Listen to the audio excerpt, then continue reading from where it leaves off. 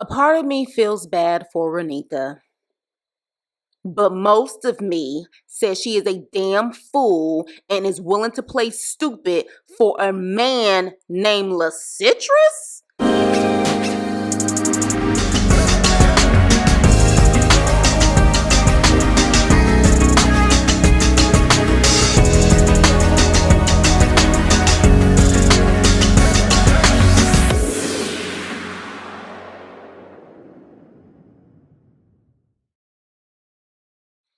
Hey, what's up and hello? This is the Chris Nicole giving you my views on life, love, and the world of entertainment through my eyes. And this is my review on Love During Lockup, Season 4, Episode 55, Spies and Lies.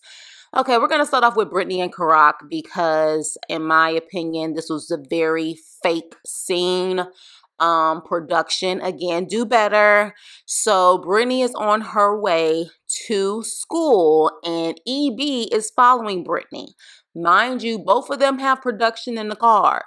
So there's no way you're going to convince me that Brittany didn't know EB was following her. Okay, so Brittany gets to school and apparently she is late and the instructor is upset and saying that you cannot be late again, otherwise you are out of the program.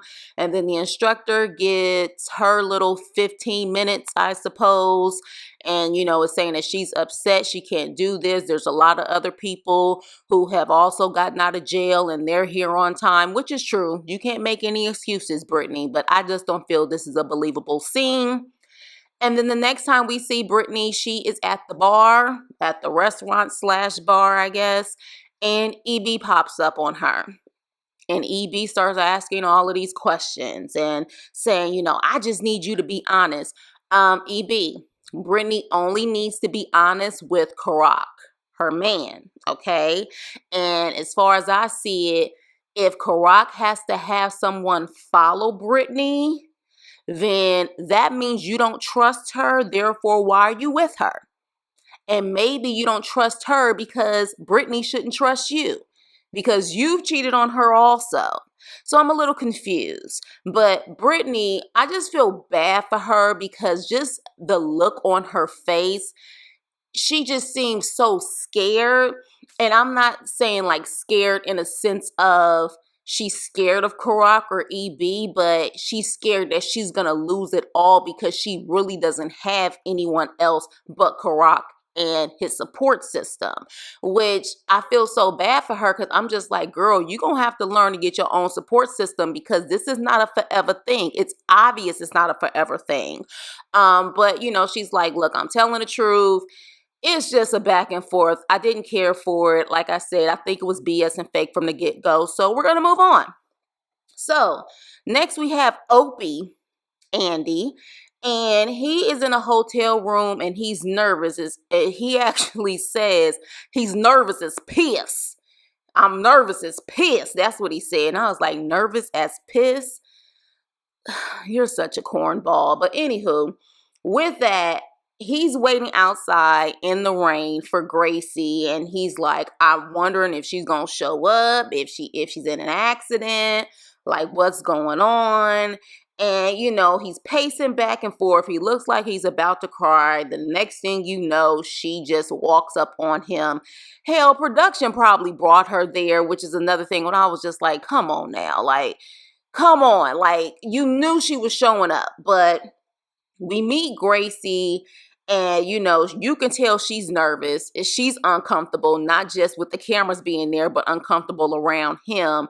And so he gets his car, and we all know damn well that if it wasn't for production, Gracie would not get in the car with a total stranger.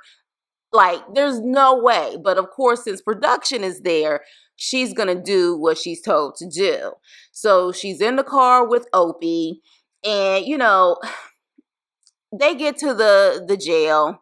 Apparently, I guess everything went well, but when Opie was taking Gracie back, he's trying to talk to her, and he was even trying to talk to her on the way up there, and she's just very quiet and reserved. And I think that just seems to be her personality, but also at the same time, she doesn't know this strange man.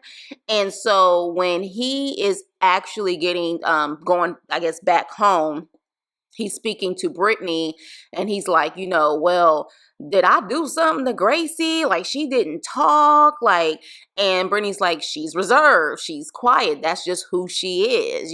That's the type of personality she is. And Opie is talking to Brittany like he's on a job interview. Like, so how did I do? Like, how do you feel since we talked to each other? And you could tell she's just kind of like, well, we just have to make sure that there are no more lies at this point, that we're straight up about everything. And what I did not like is Opie saying, well, Gracie, she's been through so much. And I'm thinking, like, your kids have also been through a lot as well.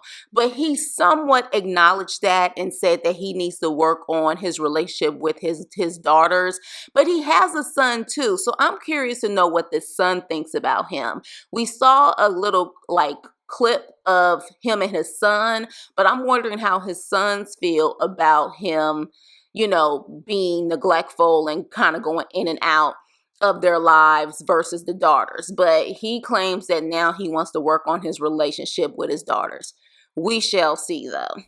So moving on, child, we have Money Green Jade, and she's back at the hotel with her sister, and she's talking to Chris, and for some reason, I thought this powwow that they were supposed to have included the family and Chris. But the way she's talking to Chris, it makes it seem like she didn't see him. Or is it just me? But anywho, she's talking about how, they asked all of these questions and pretty much implied that she's a gold digger. And so he's like, well, that's, I don't know why they're thinking that. And then, of course, Jay's sister wants to include her 2 cents. And she's like, well, they asked about a prenup and everything. And he's like, look, everything is in my name. The house is in my name. The cars are in my name. He started naming off everything. So pretty much at that point, Jade is like, I mean, what are you trying to say? Like, are you saying that if we divorce, you're not going to leave me with anything? And in her confessional, she's like, I've never heard him kind of throw this stuff up in my face like this before. Yes, the hell you have. We've already heard it several times in this season. He reminds you all the time all of the stuff that he does for you. What are you talking about? Come on. So she's like, now I'm kind of wondering if I should put my name on the house. A little too late. A little too late. He has to sign off on it. Little too late for that. So in other words, yes, technically, if you divorce, you possibly get nothing. Which I thought you were aware of that. I'm hoping you're smart enough to know that you need to save all of your money and the money that he gives you. So if he does kick you out, you have money to start over. But with that, we find out through Tracy Trendy and a lot of other people who have put the rumors out there, apparently, allegedly, that Chris has a child and he has not been paying child support. And apparently Jade is saying that it's not true, while this ex-wife or the baby mama is saying it is true. But the biggest thing is that apparently, according to law, that casino money, like if you're a part of, a tribe, you're Native American and you're getting casino money, that technically the courts cannot get spousal or child support off of that casino money you earn. So let me just say this. I'm going to pass on Native American men if that's the case. Because I sure was thinking like, maybe I need to get a Native American man with some casino money. But if he is not forced to pay spousal support or child support, I'll pass. So yeah, so with that, I can see why the mother may be annoyed if this is true and he's neglecting his own blood, but at the same time taking care of Jade. But yeah, so with that, now she's all of a sudden rethinking that maybe she needs to put her name on stuff. A little too late for that, doll, but moving on. So next we have Leticia, and she's coming out of jail with her 4 breasts, and she's walking like her feet hurt. Child, I was just like, wow.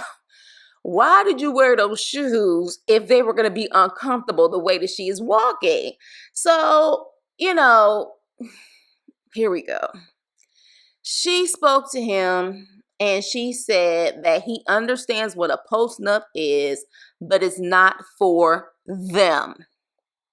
Them. Leticia. Then she says that he has so much respect in the streets and in the prison. Who is she to disrespect him? And she needs to fall in line like everyone else. Who knew asking for a pre or post nup is disrespectful?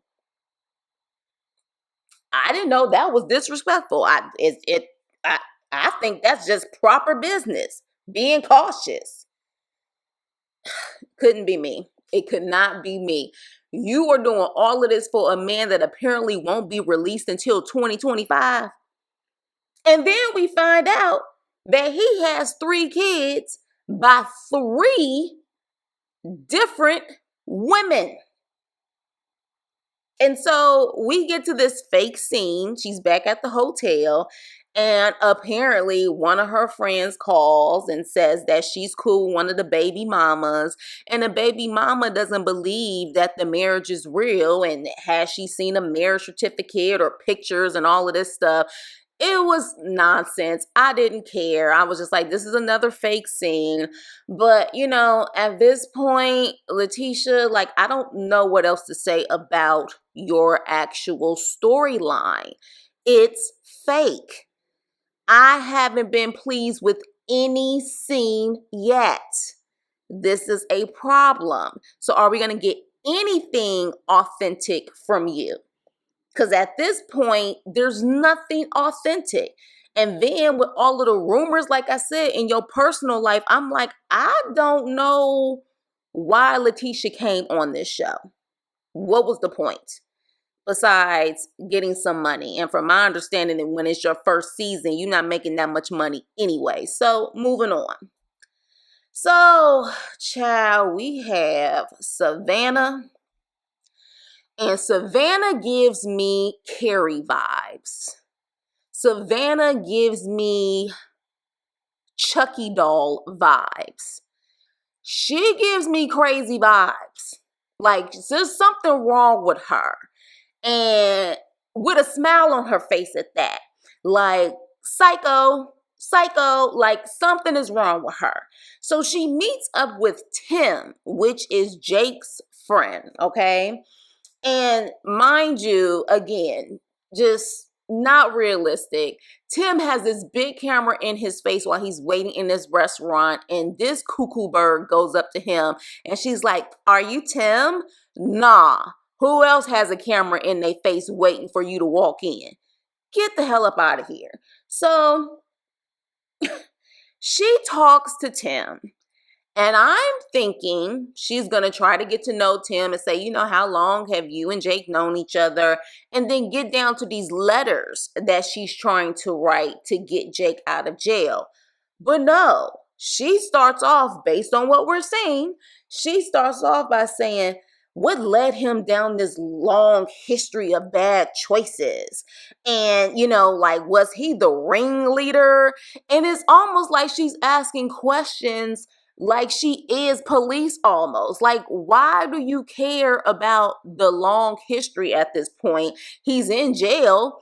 So hopefully that will stop him from making bad choices, hopefully. And why do you care if he was the ringleader? This was before you knew him. So with that, she's asking these questions, and I have a feeling there were more questions that she did talk to Tim about, which made him even more uncomfortable. But, he tells her, like, look, you nut. Well, he didn't say nut. I'm saying nut.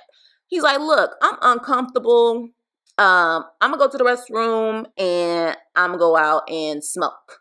And so he's speaking to production and he's like, look, these questions she's asking me are uncomfortable as hell. And, I'm gonna just leave. And so he leaves. And Savannah is like, well, I don't know if it's something I did. Yeah, it was something you did, you nut.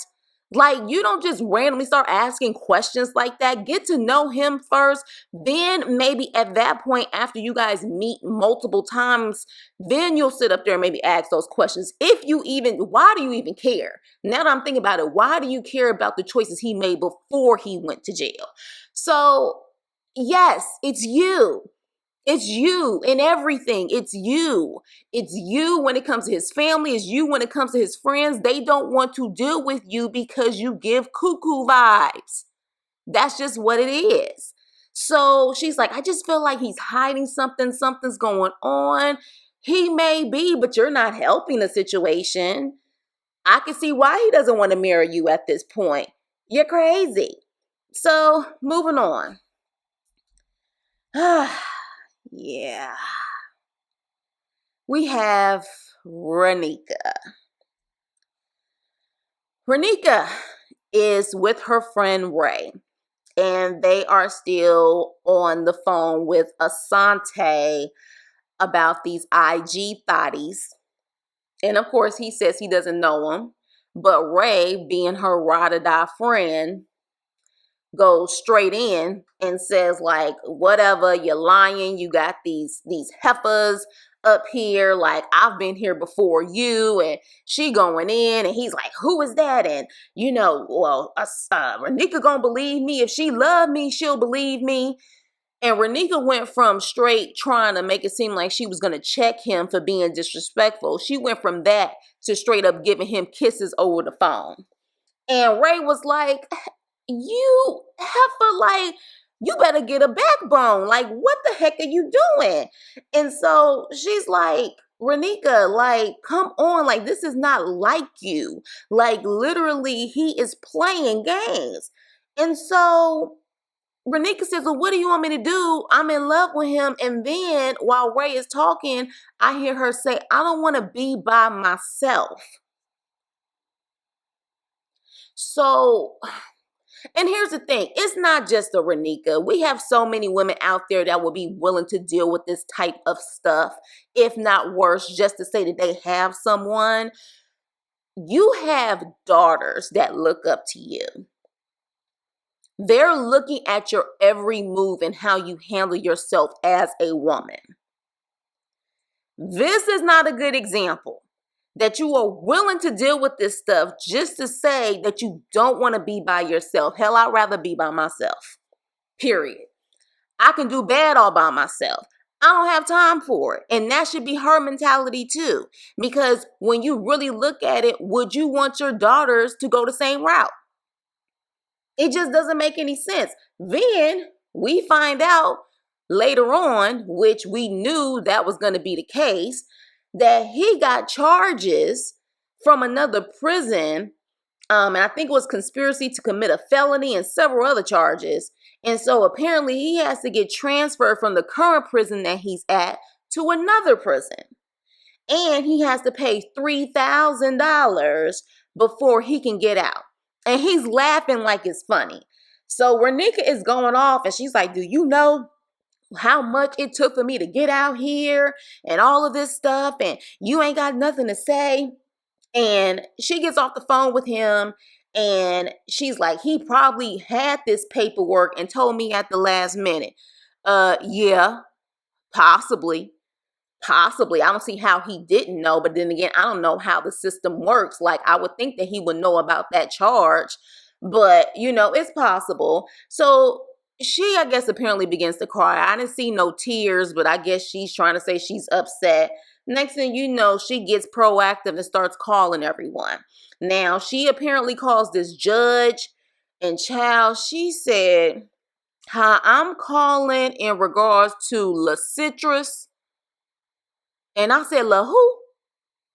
La who? La who? La Citrus? I was like, I know that ain't Asante's real name is La Citrus. Child. La Citrus? I almost fell out of my chair.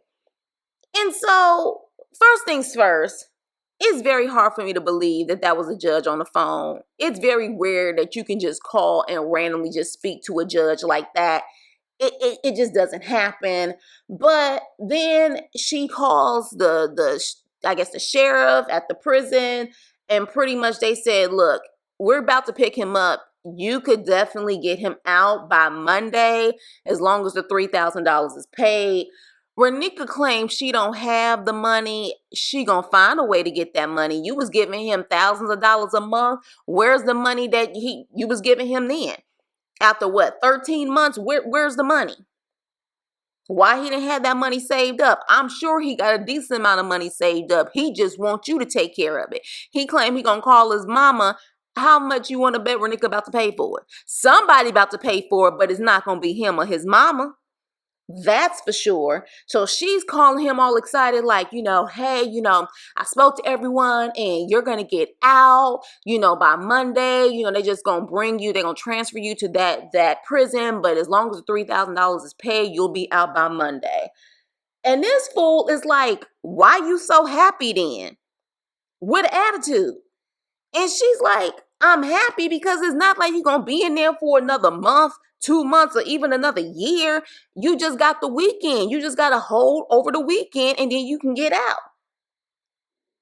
And then she was like, did you speak to your mama? And he, of course, like, oh, yeah, Ranika about to pay that money. And then she's like, you're coming home. Like, aren't you excited? And he's like, I'm pissed off. And I'm like, oh, see, you know what? Whoo, there is no way. That's why I'm saying I could do bad all by myself. I will rather be by myself because there's no way you spending all of this money on this dude. You get to Atlanta. He tells you he may have to stay in longer. You get proactive to call everybody you can to see when he can get out. And you do all of this, give him this news, and he's acting like he's annoyed with you. So then she's like, look, you about to be out and, I like, why are you upset with me? And she's like, I love you. I love you. I love you. And then he finally says, I love you too. And then she's like, you know what? With his ugly self. And I'm like, Ranika, baby girl, this looks so bad on you. And I guess if it was just you, it's one thing. But you have girls who are in their teen years who are like a sponge.